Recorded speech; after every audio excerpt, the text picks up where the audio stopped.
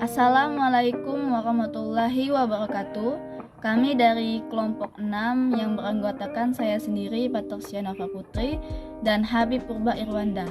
Kami akan mempresentasikan materi tentang model penugasan. Baiklah, perkenalkan nama saya Patricia Nova Putri, NIM 2112230056. Di sini saya akan menjelaskan tentang model penugasan. Model penugasan merupakan bagian dari linear programming yang digunakan untuk mengalokasikan pekerjaan kepada orang tertentu agar diperoleh hasil yang optimal sehingga didapatkan keuntungan yang maksimal atau biaya yang minimal dan keuntungan yang maksimal. Nah, di sini ada tujuan dari model penugasan. Yang pertama, mengalokasikan pembagian tugas karyawan sedemikian rupa sehingga dapat diperoleh biaya total minimum. Yang kedua, metode penugasan sering disebut sebagai jenis khusus dari metode LP, bertujuan untuk mengoptimalkan hasilnya. Nah, terdapat penyelesaian dari model penugasan. Metode penugasan disebut juga dengan metode Hungarian. Metode yang digunakan untuk menyelesaikan masalah penugasan adalah metode Hungarian. Metode Hungarian adalah metode yang memodifikasi baris dan kolom dalam matriks efektivitas sampai muncul sebuah komponen nol tunggal dalam setiap baris atau kolom yang dapat dipilih sebagai alokasi penugasan. Nah, di sini ada langkah-langkah dari penyelesaiannya. Langkah-langkah penyelesaian metode penugasan menggunakan metode Hungarian adalah sebagai berikut.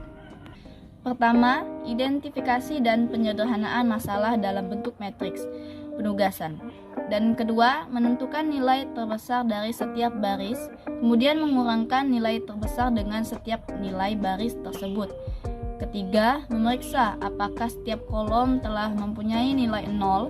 Jika sudah, lanjutkan ke langkah keempat. Jika belum, kurangkan setiap kolom yang belum memiliki elemen 0 dengan nilai terkecil. Dan keempat, menarik garis pada baris atau kolom yang mempunyai nilai 0 dengan cara memilih baris atau kolom yang memiliki 0 terbanyak terlebih dahulu untuk mendapatkan garis seminimal mungkin. Jika jumlah garis sudah sama dengan jumlah baris atau kolom, maka tabel telah optimal. Jika belum, maka lanjutkan ke langkah berikutnya.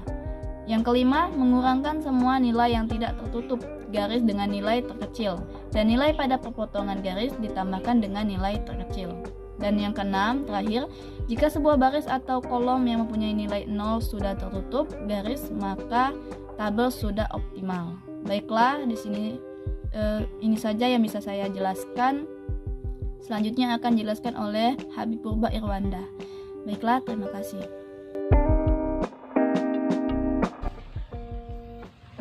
Assalamualaikum warahmatullahi wabarakatuh.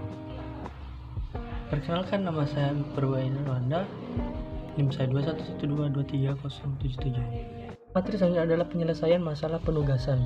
Secara umum, dalam penyelesaian masalah penugasan dibagi menjadi dua, yaitu masalah minimasi dan masalah maksimasi.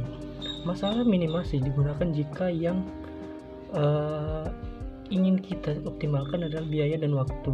Sedangkan masalah maksimasi digunakan jika yang ingin kita optimasikan adalah keuntungan. Kemudian di sini juga ada tentang langkah-langkah penyelesaian kasus maksimasi. Poin pertama di sini ada cari angka terbesar pada setiap baris.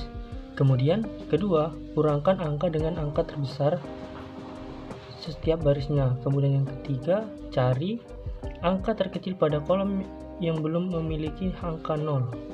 Kemudian kurangkan dengan angka terkecil pada setiap kolom. Yang kelima, kemudian tarik garis. Kemudian keenam, apabila jumlah garis belum sama dengan baris kolom, cari angka terkecil dan kurangkan kembali dengan langkah kelima. Kemudian di sini juga ada langkah-langkah minimasi. Langkah-langkahnya di sini dijelaskan bahwa ada satu, tentukan biaya terkecil pada setiap kolom, kurangkan semua biaya dengan biaya terkecil. Kemudian yang kedua, lakukan pengurangan pada baris apabila masih ada baris yang belum mempunyai angka 0. Kemudian cari biaya terkecil dan kurangkan biaya dengan biaya terkecil. Kemudian ketiga, tarik garis, pilih yang memiliki 0 terbanyak dulu.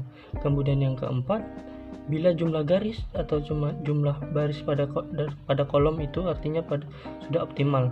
Kemudian yang keenam, di sini jelaskan bila jumlah garis masih kurang, cari biaya terkecil dari angka yang tidak dilewati garis. Kemudian kita kurangkan angka yang tidak dilewati dengan angka terkecil, tambahkan angka yang terdapat pada persilangan garis dengan angka terkecil tersebut. Kembali ke langkah ketiga. Dan dari penjelasan saya itu, di sini ada kesimpulan. Kesimpulannya, metode penugasan merupakan metode yang memodifikasikan baris dan kolom dalam matriks efektivitas sampai muncul sebuah 0 tunggal dalam setiap baris pada kolom yang akan dipilih sebagai alokasi penugasan. Dalam metode penugasan, satu orang karyawan hanya boleh mengerjakan satu pekerjaan sehingga pasti kerja. Baiklah, itu saja yang bisa kami presentasikan. Kami ucapkan wassalamualaikum warahmatullahi wabarakatuh. Jangan lupa subscribe.